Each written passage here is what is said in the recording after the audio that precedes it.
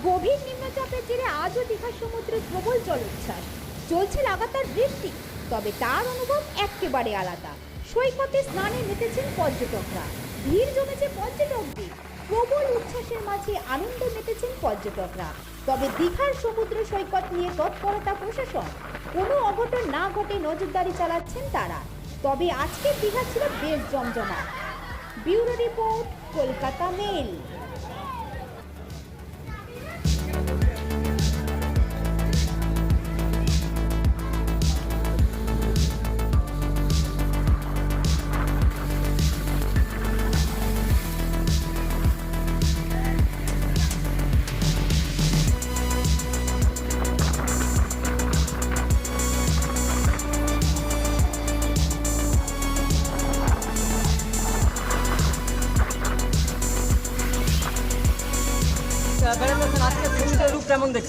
বেশ ভালো, খুব উপভোগ করছি সকাল থেকেই। খুব সুন্দর জলোচ্ছ্বাস, বৃষ্টি, একটু হালকা বৃষ্টি ও মেঘলা ওয়েদার, নিম্নচাপ রয়েছে।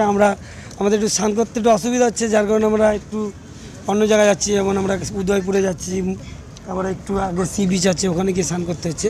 এমনি বেশ ভালো উপভোগ করছি, আর জলোচ্ছ্বাস বেশ ভালোই দেখতে পাচ্ছেন আপনি। আজকে সমুদ্রের জলোচ্ছ্বাস কেমন দেখছেন? সমুদ্রের জলোচ্ছ্বাস ভালোই দেখছি।